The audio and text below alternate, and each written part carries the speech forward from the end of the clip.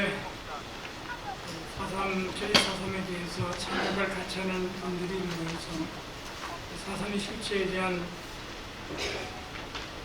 관심을 갖게 된 것은 매우 다행이지 않습니다.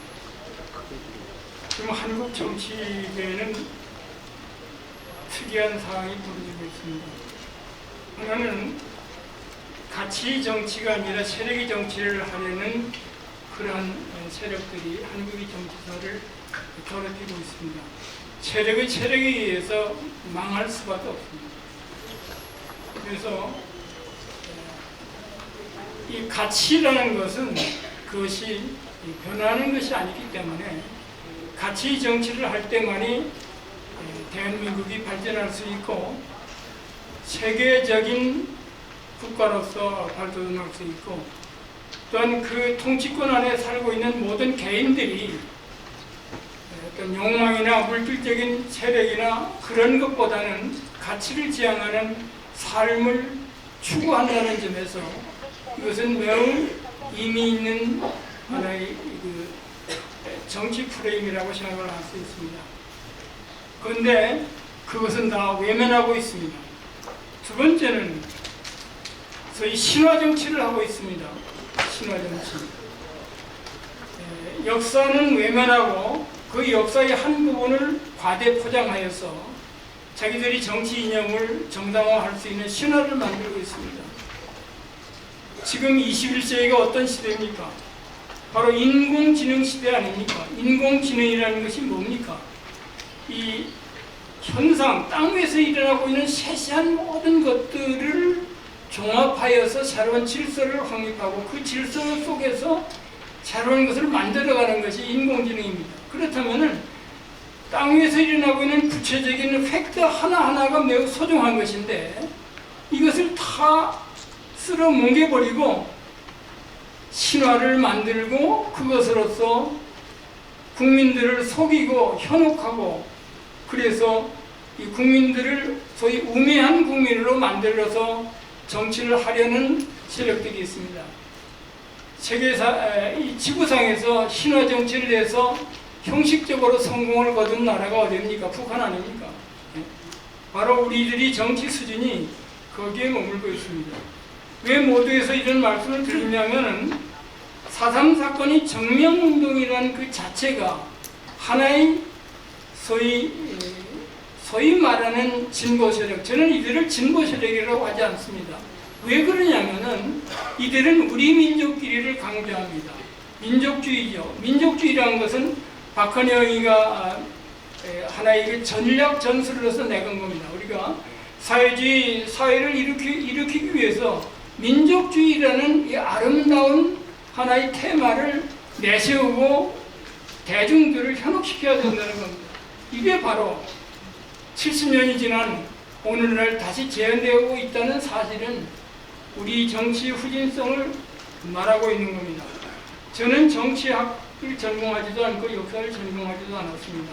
저는 소설가이면서 대학에서는 문학을 전공했습니다. 문학을 강의했습니다. 그러나 제가 제주도 출신이고 4.3이 비극의 중심부에 저희 2년 시절을 보냈기 때문에 4.3이 진실이라는 것은 훼손되어서는 안 된다는 겁니다. 보수니 진보니 하는 입장을 떠나서 진실은 진실대로 우리가 전하고 계승될 때 그것이 역사적인 의미로서 후시에 새로운 어떤 창조적인 기능을 할 수 있다고 믿기 때문에 저는 진실을 사수한다는 입장에서 이 일을 뽑고 나선 겁니다. 제가 노무현 정부 당시 만들었던 4.3 진상 보고서에 대한 비판이 글을 올렸을 때 수없이 많은 사람들로부터 비난을 받았습니다. 그러나 그 비난은 오히려 많은 사람들에게 4.3에 대한 관심을 불러일으키게 되는 하나의 동기가 되었다는 점에서 매우 유용한 비난이라고 생각을 합니다. 제가 오늘 이 시간에 말씀드리고자 하는 것은 작년이 4.3 70주년 기념 행사로서 지방정부와 중앙정부의 168억 원이라는 엄청난 돈을 써가면서 소위 4.3 정명운동을 전개했습니다. 168억. 저는 이게 계산도 되지 않습니다. 실감이 오지 않습니다. 이 돈잔치를 하면서 4.3 정명운동이란 뭐냐? 4.3 사건이 아니라는 거예요. 우리가 일반적으로 4.3 폭동이라고 그러고 또한 그것을 중립적인 개념으로서 4.3 사건이라고 그러는데 사건이 아니라 4.3 혁명, 4.3 봉기로 이름을 바꿔야 된다는 겁니다. 첫째로. 두 번째는 4.3은 해방공간에서 제주도에서 일어난 사건으로 끝나지 않고 이것은 대한민국의 사건, 다시 말하면 통일을 지향하는 모든 대한민국 국민이 사건으로 받아들여야 된다는 이 사실입니다. 바로 이게 뭡니까? 신호를 만들어가는 겁니다. 끔찍하지 않습니까? 이것은 바로 반역사적인 것이고 그 반역사성 속에 숨어있는 음모라는 것은 무엇입니까? 저는 본질과 현상이라는 학술 잡지를 만들면서 이번 봄에 문 대통령에게 드리는 글을 썼습니다. 무슨 글이냐면은 자유를 말하지 않고 평화만을 말하는 문 대통령. 여러분, 문 대통령이 대통령 후보 시절의 공약 그리고 대통령 당선된 이후에 국민에게 드린 메시지, 그 이후에 수많은 글들을 보면은 자유라는 말이 한마디도 없습니다. 자유라는 말이 한마디도 없습니다. 우리가 지금 두려워하고 우리가 지금 걱정하는 것은 북한의 핵이 아니라 우리들이 후손들이 자유 없는 민주주의 사회에서 살 것을 우리가 두려워해야 된다는 겁니다. 자유 없는 평화라는 것이 가능하겠습니까? 자유라는 것은 인류 역사를 끌어온 가장 중요한 하나의 정신입니다. 평화, 자유 없는 평화는 어디서 누가 추구하는 겁니까? 그거는 지배자들이 원하는 겁니다. 통치자들이 원하는 거, 권력을 가진 자들이 원하는 겁니다. 자유 없는 평화를 지향하는 나라가 어디입니까? 그것이 바로 북한이죠. 그렇지 않습니까? 소두가 길어졌습니다만은 우선 정명운동이라는 개념부터가 이렇게 말씀드리고 있습니다. 70주년 때, 4.3 사건 70주년 때 이 문재인 대통령은 제주도에 가서 이런 추념사를 했습니다. 32페이지. 이 추념사의 내용은 두 번 거짓말을 하고 있는 거예요. 대통령으로서. 두 번 거짓말을 하고 있습니다. 첫째, 그 거짓말의 내용을 보겠습니다. 33페이지입니다. 추념사에서 많은 문제점이 있는데 그 중 일부를 제압하고자 합니다. 첫째, 이념이 이름으로 희생당한 사람들이 있다고 했는데 이들은 모두 미군정과 그 수하의 공권력 남용 때문이라는 것입니다. 제주 사람들을 억울하게 죽은 것은 남로당이 무모하게 4.3 폭동을 일으켰기 때문인데도 이것을 외면하고 공권력에 의한 주민이 희생만을 강조하고 있습니다. 만약 우리가 가정해 보십시다. 강력한 공권력에 의해서 4.3을 조기에 진압하지 않았다면 4.3 사건은 장기전이 되고 이 장기전으로 인해서 피해를 당한 사람들은 누굽니까? 제주도민이고 국력이 낭비입니다. 그리고 그 2년 후에 6.25 전쟁이 터졌을 때 이 한국은 어떤 상황이 되겠습니까? 우리가 저희 인권이라는 이 말은 매우 아름다운 말입니다만은 그러나 인권이라는 포장된 언어 속에서 숨겨진 이들의 음모는 매우 위험한 것입니다. 두 번째는 대통령 죄 없는 양민들이 죽음을 당하게 되는지 그 원인을 알면서도 거짓말을 했습니다. 이들이 죽음의 원인은 4월 3일 남로당에 의해서 자행된 폭동이 있습니다. 그리고 이것을 폭동이 있는지 뻔히 알면서도 의도적으로 외면하고 있습니다. 그런데 4.3 70주년 추념일에 그 추념사에는 4.3 희생자 추념이면서 4.3 사건은 하나도 없습니다. 단지 공권력에 의해서 희생당한 주민에 대한 정부의 책임과 그에 대한 보상을 약속하는 그 수준으로 끝났다 이거죠. 왜 4.3을 없애고 4.3의 실체를 외면하고 어떻게 4.3을 극복할 수 있습니까? 세 번째는 대통령으로서 국가 비상사태에서 계엄령을 선포하는 통치행위 자체를 부정하고 있습니다. 대통령이 통치행위를 부정한다면 그것은 어떻게 해요? 그것은 하나의 대통령으로서의 직무유기인 것입니다. 그래서 단지 소위 4.3 사건을 진압하기 위한 이 계엄령 선포를 인권을 탄압하기 위한 무자비한 공권력인 남용으로만 해석하는 그 근시안적 태도가 대통령이 발상이라고 생각할 때 매우 두려움이 그지없습니다. 3.4. 네 번째는 가족 중 한 사람이라도 없으면 도피자 가족이라는 이유로 죽임을 당했습니다. 이것도 거짓말입니다. 과대 포장입니다. 꼭 이런 경우도 있었습니다. 4.3 사건에 직접적으로 주동적인 역할을 하는 사람들에 대한 연좌제로 인해서 그 일가 혹은 친족들이 여러 가지 소위 사회 활동에 제한을 받은 경우는 있었습니다만 그것을 너무 과대 선전하고 그 다음 5번째, 중산간 마을이 95% 이상의 불을 다 없어졌다고 했는데 이것도 과대 포장된 겁니다. 중산간 부락은 전략지역으로 정했습니다. 왜 그러냐면 중산간 부락은 완전히 해방구였습니다. 해방구였기 때문에 중산간 부락 주민들과 소위 인민유격대 폭도들과의 관계를 단절시키기 위해서는 중산간 부락을 전략지역으로 정할 수밖에 없었습니다. 그래서 어떻게 했느냐면 중산간 부락 주민을 소개시키고 그 다음에 거기에 가옥들과 식량들을 소각시키고 그럼으로 인해서 중산간 부락 주민들과 소위 폭도들을 관계를 끊어버리는 것이 주민들을 위해서도 필요한 조치이고 또한 폭도들이 전략을 약화시키는 그 폭도 진압하는 데 매우 유용한 방법이라고 생각을 했던 겁니다. 그러나 그것이 그 진압군 토벌대들이 지휘관에 따라서 어떤 데는 주민을 소개하지 않고 소각시키는 경우가 있었고 거기에서 여러 가지 그 부작용이 있었던 것은 틀림없습니다만 그러나 전부 95% 이상이 불타 없어졌다는 것은 이건 너무 대통령으로서 말이죠. 국민들을 속이는 하나의 오해입니다. 6번째, 이 사건으로 죽은 자가 3만이라는 것도 근거가 없습니다. 아까 발표하신 분도 지금 신고된 것이 약 14,000 몇백 명이죠. 신고 누락자를 다 합친다 그래도 이것이 2만 명이 되질 않습니다. 그런데 3만 명, 어떤 데는 뭐 6만 명 이렇게 부풀리는 것도 도대체 공권력의 남용이라는 것이 이들이 가지고 있는 하나의 사삼에 대한 그 인식이 핵심에 있는 것입니다. 그런데 춘영산 이 정도가 아닙니다. 제가 그 내용을 하나 보였습니다.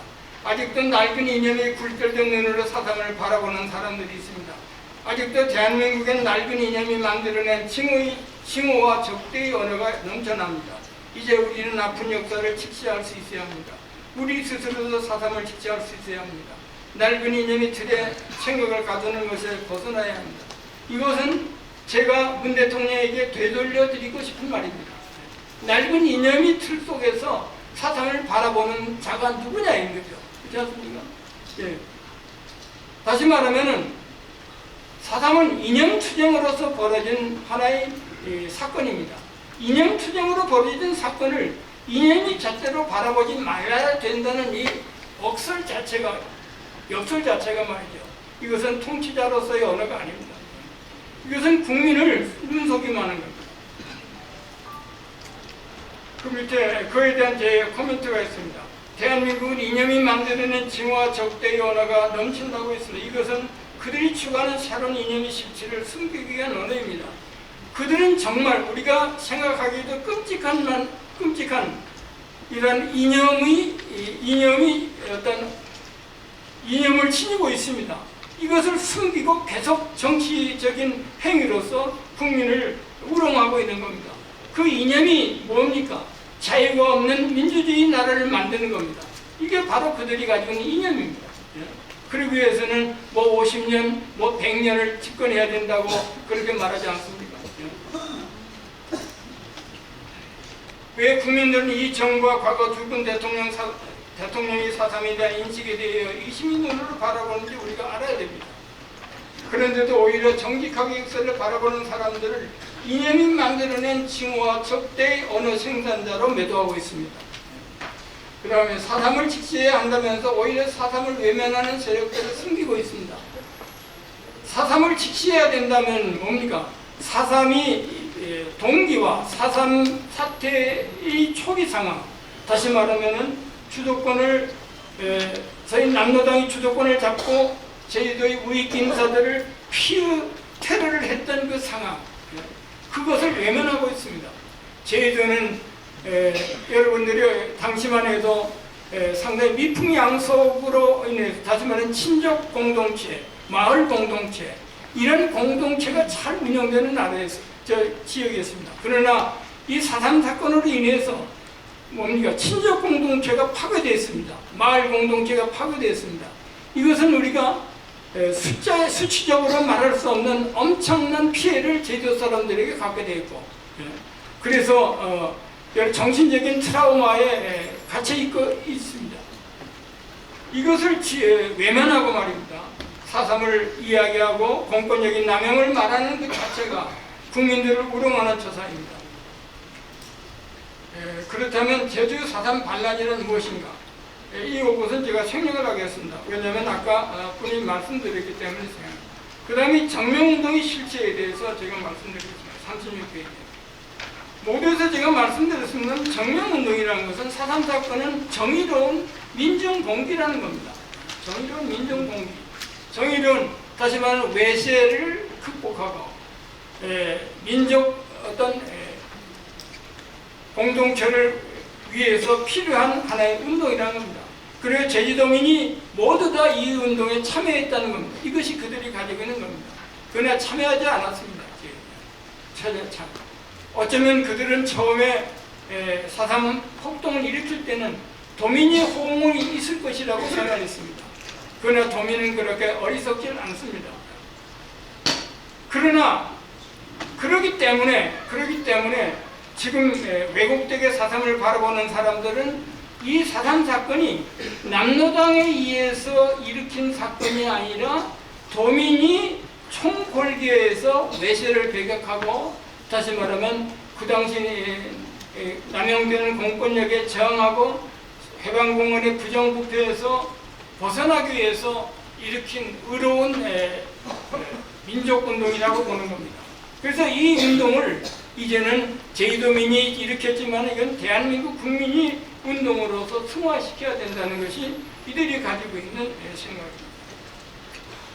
그 다음에 제주에서 어떻게 왜곡을 하고 있느냐, 그 구체적인 예는 대한민국 역사박물관이라는 데서 4.3 사건에 대한 역사적인 자료를 전시했습니다. 여기에도 마찬가지입니다. 4.3 사건에 대한 역사적인 자료를 전시하면서 결국 4.3 사건은 없습니다. 4.3 사건은 없습니다. 4.3 사건은 없고 단지 거기에서 민족주의적으로 이 4.3 사건을 포장했고, 공권력에 의한 남용으로 인해서 도민이 피해를 당했고, 그 다음에 뭐냐? 이 4.3 사건을 신화하고 있습니다. 노래로서 혹은 그림으로서 신화하고 있죠. 왜냐? 실체를 외면하기 때문에 허구를 통해서, 허위적인 조작을 통해서 신화를 만들 수밖에 없는 겁니다. 지금 신화 시대가 아니다 이거죠. 얼마나 생생한 팩트가 우리 주변에 넘치고 있습니까? 4.3에 대한 자료도 넘치고 있다 이거죠. 그러나 그것을 외면하고 그들이 어떤 이념을 구체화하고 선동할 수 있는 신화를 만들었던 전시회의 표본이 바로 역사박물관에서 전시되었던 4.3 70주년 전시회였습니다. 결론적으로 이제 말씀 39페이지입니다. 가운데 보면은 제주 4.3 사건이 대한민국이 자랑스러운 역사가 된다는 이것에 우리가 국민이 동의할 수 있습니까? 대한민국이 정체성이 헌법에 의해 바꿔지는 혁명이 일어났는지 의심스럽습니다. 그러니까 여러분 제주도 갔을 때 그 평화공원을 들려보실 기회가 있습니다. 그것이 평화공원입니까? 4.3 사건 때 죽은 그 외로운 영혼들을 추념하는 공간이 아닙니다. 그거예요. 무슨 혁명 열사의 어떤 기념관처럼 됩니다. 왜 평화라는 말을 거기에 썼습니까?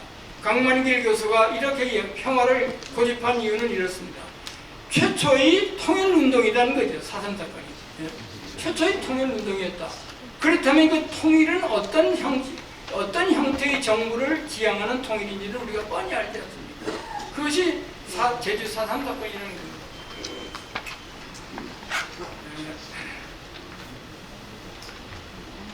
우리가 4.3 사건 하나만을 가지고 우리 생각한다면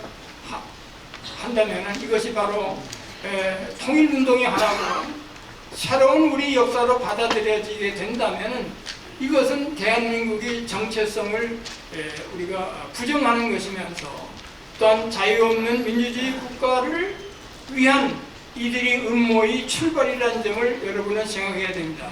4.3 사건은 결코 제주도 사람의 사건이 아닙니다. 이제는 4.3 사건을 정치적으로 이용하려는 이 세력에 대한 우리들의 관심은 바로 자유 없는 민주주의 국가를 만들려는 이들의 음모에 대한 우리들이 싸움이 시작이라고 생각을 합니다.